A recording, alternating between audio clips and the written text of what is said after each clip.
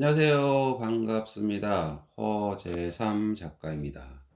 오늘 제가 소개해 드릴 책은요, 로버트 제노아 작가님이 지은 당신의 입을 다스려라 라는 책입니다.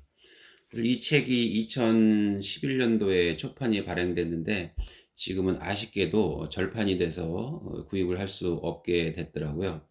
제가 이 책을 오늘 여러분들께 소개해 드리는 이유는요, 제가 구입해서 읽어보니까 많이 도움되는 얘기가 많고 해서 조금이나마 이 내용을 여러분들께 전달해 드리고자 이 책을 오늘 소개하게 됐습니다.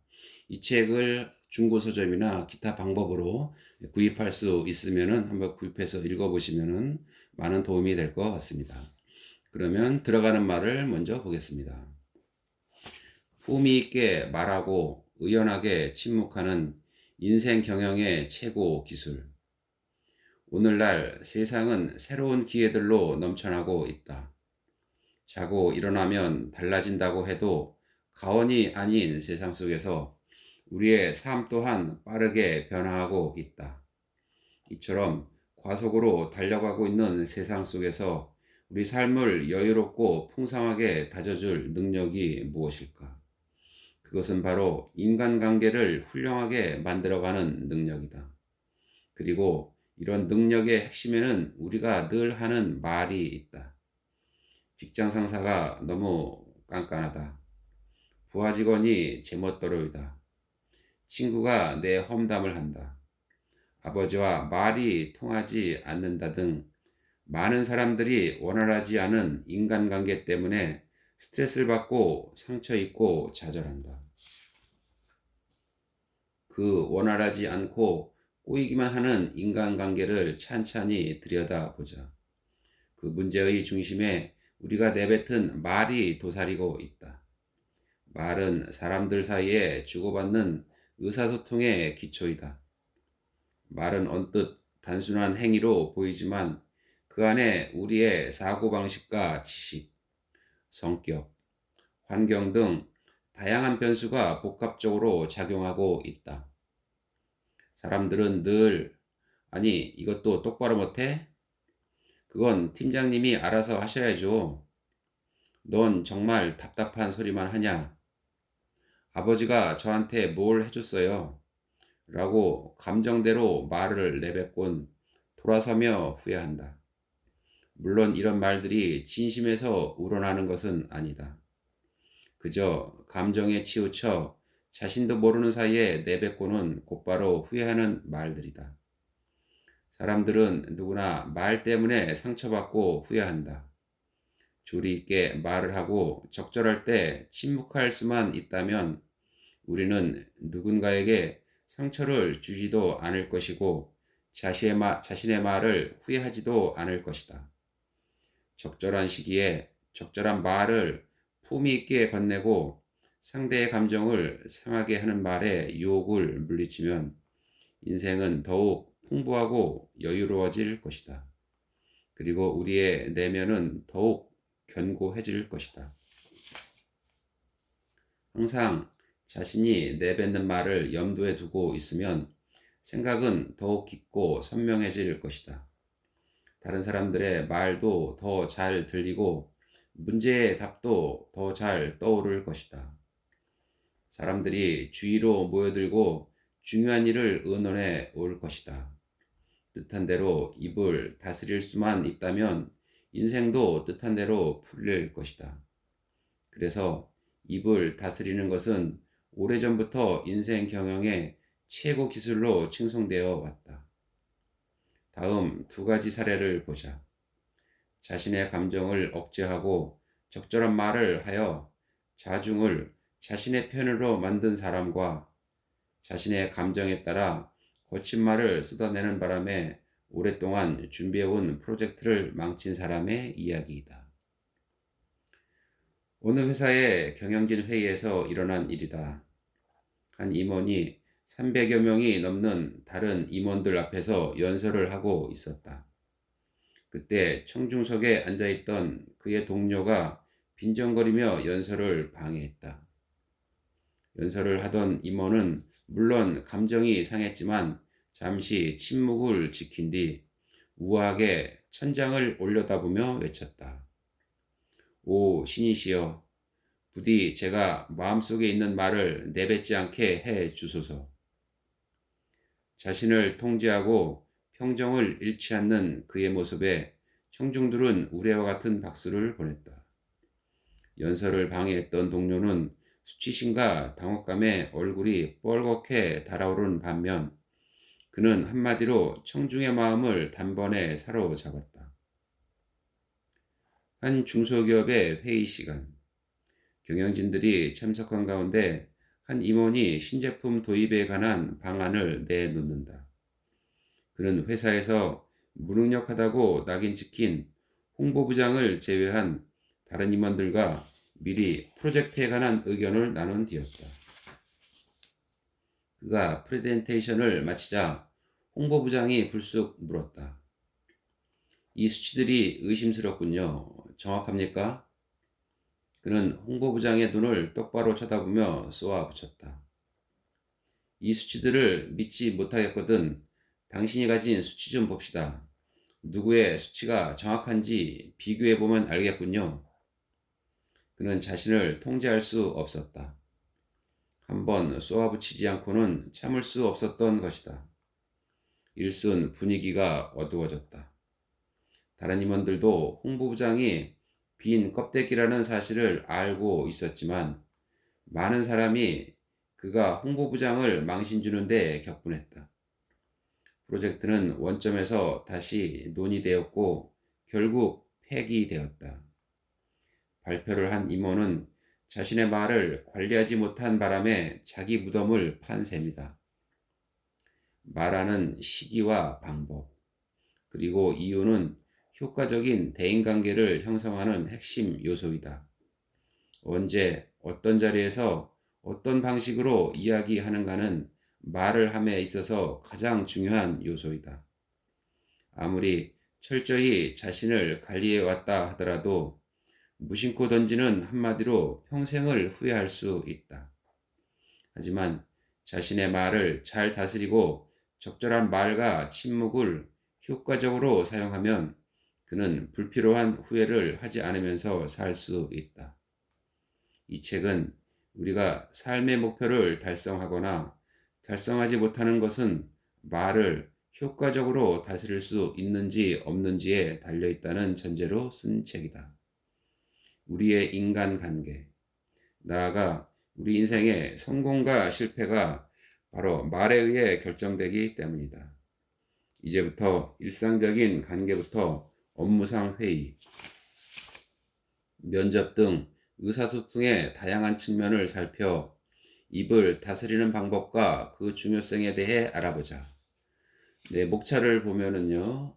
나를 비추는 거울, 말을 관리하는 31가지 원칙, 당신의 입을 다스려라, 적절한 한마디의 힘, 소문, 사람을 죽이는 뱀, 침묵의 기술, 비밀을 지키는 법. 네, 그럼 본문으로 한번 들어가 보겠습니다. 나를 비추는 거울, 말. 21세기의 정보혁명에 힘입어 현대인은 매우 다양한 방식으로 의사소통을 한다. 짧은 문자 메시지와 채팅, UCC 등 의사소통을 보조하는 도구들은 헤아릴 수 없다. 그럼에도 사람들은 여전히 대화를 가장 중요하게 생각한다. 얼굴을 마주보고 나누는 대화는 인간의 본성이다. 그리고 대화에서 가장 중요한 요소가 바로 말이다. 사람을 살리기도 하고 죽이기도 하는 말은 사람의 본 모습을 비추는 거울이다. 한마디의 말이 들어맞지 않으면 천마디의 말을 더해도 소용이 없다. 그러기에 중심이 되는 한마디를 삼가서 해야 한다. 중심을 찌르지 못하는 말을 진대 차라리 입 밖에 내지 않느니만 못하다. 책은담. 왜 사람들은 말로 소통하고 싶어 할까? 세상을 움직이는 것은 무엇일까? 어떤 사람들은 사랑이 세상을 움직인다고 말하고 어떤 사람들은 돈이 세상을 움직인다고 말한다. 또 다른 누군가는 통신시설이 세상을 움직인다고 말한다. 당신은 무엇이 세상을 움직인다고 생각하는가? 현대를 살아가는 우리는 복합적인 방식으로 서로 소통한다. 물론 굉장히 다양한 기계들과 서비스 덕택이다. 매일 여러 가지 형태로 전송되고 수신되는 정보들. 즉, 이런 전자혁명의 산물들은 우리 주변에 흘러넘치고 있다. 직장에서는 컴퓨터를 비롯한 각종 통신 시스템들을 이용하여 날마다 업무를 해치운다.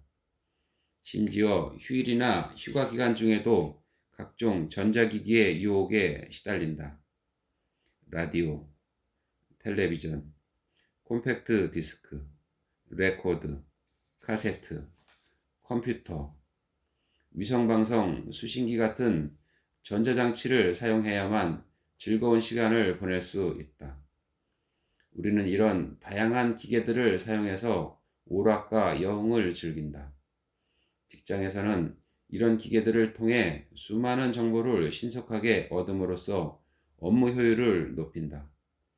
사실상 우리 생활은 모든 면에서 통신시설과 관련을 맺고 있다. 통신시설은 우리가 시간과 돈을 소비하는 방식은 물론이고 직장 등의 경쟁에서 살아남는 능력, 생활 수준을 유지하는 능력에도 영향을 미친다. 그러나 새롭고 특이한 온갖 기기들을 사용할 수 있음에도 불구하고 사람들은 누군가와 인간적으로 소통하고 싶어 한다. 우리는 친한 사람에게 메모와 편지, 카드를 보낸다. 서류나 문서의 여백에는 알아보기도 힘든 글씨를 휘갈긴다. 연기로 하늘에 글씨를 쓰거나 하늘에 긴 꼬리를 남기며 비행하는 사람들도 있다. 우리는 모래 위에 러브레터를 쓰고 벽에 그래피티를 그리며 교실 책상에 사랑해라는 글자를 새긴다. 우리는 직접 만나서 그리고 전화로 끊임없이 서로 대화를 나눈다. 사람들끼리의 의사소통, 즉 대화는 우리의 삶에서 아주 중요한 역할을 한다. 최첨단 통신 장비들이 대기하고 있음에도 인간적인 소통은 활발히 이루어져 왔으며 앞으로도 오랫동안 이어질 것이다. 현재 대화는 우리가 서로 소통하는데 가장 널리 사용하는 수단이다. 사람들은 여전히 서로 대화를 나눈다. 사람들은 다른 사람과 대화하기를 좋아하고 그러고 싶어 한다. 사람들은 타인과 대화를 나눌 필요가 있고 그래야만 한다. 대화는 인간의 본성이다. 얼굴을 마주보며 서로 생각을 주고받는 방법은 여전히 최고의 의사소통 수단이며 그 가장 중요한 요소가 바로 말이다. 다른 사람이 우리를 어떻게 생각하는가는 물론이고 우리가 자신을 어떻게 표현하느냐에 따라 우리의 가치가 결정된다. 말하는 습관을 보면 사람을 안다. 우리가 날마다 주고받는 상호작용들은 대화를 중심으로 펼쳐진다. 대화가 사람들 사이에 모든 상호작용의 기초가 되기 때문에 효과적으로 대화하는 능력은 무엇보다 중요하다. 게다가 다른 사람이 우리를 어떻게 생각하는가는 물론이고 우리가 자신을 어떻게 표현하느냐에 따라 우리의 가치가 결정된다. 얼핏 보기엔 대화를 나누는 일은 매우 단순한 듯하지만 자세히 들여다보면 수많은 복잡한 요소들이 얽히고 설켜 있다. 대화란 그저 이런저런 시답잖은 이야기를 늘어놓는 게 아니다. 대화를 통해 우리는 메시지를 효과적으로 전달하고 아이디어를 팔며 유용한 정보를 주고받는다. 비밀을 털어놓기도 하고 비밀을 퍼뜨리기도 한다.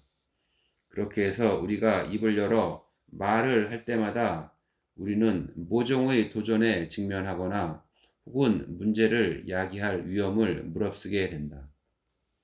하지만 대안은 없다. 입을 열지 않고 살아갈 수 있는 다른 방법은 없다. 우리는 다른 사람과 대화해야 한다는 사실에서 벗어날 수 없다. 사람은 서로 대화를 나누어야 한다. 대화하는데 능숙한 사람이 있는가 하면 서투른 사람도 있다. 그런데 능숙하게 대화할 줄 아는 사람이 대체로 훨씬 성공적인 인생을 산다. 뉴욕 사람들은 먹는 것을 보면 사람을 안다고 말하곤 한다. 너무 많이 먹으면서 운동을 게을리하면 어느새 뚱보가 되어 버리는 것은 자명하다. 허리에 군살이 붙고 몸매도 망가진다. 반대로 음식을 적당히 먹고 규칙적으로 운동하면 탄탄하고 매력적인 몸매를 만들 수 있다. 외모를 보면 평소 식습관과 운동 정도를 알 수 있는 것이 맞다. 서던 캘리포니아에는 차를 보면 사람을 안다는 말이 있다. 균형 잡힌 몸매, 햇볕에 적당히 그을린 피부, 말쑥한 외모만으론 충분하지 않다. 그에 더해 우리는 자신을 잘 표현해주는 자동차를 몰아야 한다. 자동차는 자신이 누구인지, 혹은 적어도 자신이 누구라고 생각하는지를 잘 드러내야 한다. 가령 어떤 사람이 평범한 자동차가 아니라 폭스바겐이나 메르세데스, 포르쉐, 제규어 또는 롤스로이스 컨버터블을 본다면 그는 유행을 쫓는 사람이 분명하다. 프랑스에는 또 다른 기준들이 있다. 그중 하나가 입는 것을 보면 사람을 안다는 것이다. 7월의 어느 화창한 저녁, 샹젤리제 거리를 거닐거나 그곳의 유명한 식당에서 식사를 하고 있으면 몸에 두른 액세서리나 옷에 따라 평가받을 수 있다. 뉴욕, 캘리포니아, 파리는 물론이고 전 세계 어디를 가도 사람들의 마음속에는 다른 사람을 평가하는 각기 다른 기준이 존재한다. 하지만 사람을 평가하는 공통 분모도 있다. 모든 문화에 적용되는 평가 기준은 바로 말하는 습관이다. 어떤 사람이 말을 하기 시작하면 평소 무엇을 입고, 먹고, 운전하건 간에 곧장 그의 내면이 드러나 버린다. 그가 하는 말과 말하는 습관을 보면 그를 둘러싼 가식과 허울이 한꺼풀씩 벗겨지고 진짜 모습이 드러나는 것이다. 칼보다 강한 것이 입이다. 과거에는 칼보다 강한 것이 펜이었지만 오늘날 칼보다 강한 것은 입이다. 말은 우리의 일상생활에 엄청난 영향을 미친다. 말은 해석을 필요로 하는 강력한 힘이다. 사람들이 대화를 나누는 동안에는 복잡하고 다양한 과정들이 일어난다. 그 과정은 말하기, 생각하기, 듣기라는 세 가지 요소로 이루어진다. 대화를 하면서 우리는 다양한 관점에서 말하고 생각하고 듣는데 그 모든 과정에 수많은 요인이 작용한다. 말에는 다양한 뉘앙스가 숨어 있고 뜻의 미묘한 차이가 존재한다. 이를테면 말이 담고 있는 메시지를 윤색하거나 바꾸는 수식어들, 함축, 저희 같은 것들이 있다. 예리한 전달자, 즉 말하는 사람은 듣는 능력도 뛰어나서 그처럼 미묘한 차이들을 쉽게 알아차린다. 그는 상대방의 의도를 재빨리 꿰뚫어보고 말의 행간에 숨은 뜻을 읽어낼 수 있다. 상대의 관점을 알아차리고 나면 상대의 말을 정확히 해석할 수 있다. 그리고 어쩌면 훨씬 더 중요한 것까지도 밝혀낼 수 있다. 즉, 상대가 하지 않은 말과 숨은 의도, 정보를 사용하는 방식을 밝혀낼 수 있다. 네, 오늘 저는 여기까지 소개해드리고요. 다음 시간에 또 새로운 책을 가지고 여러분들께 찾아뵙도록 하겠습니다. 네, 감사합니다.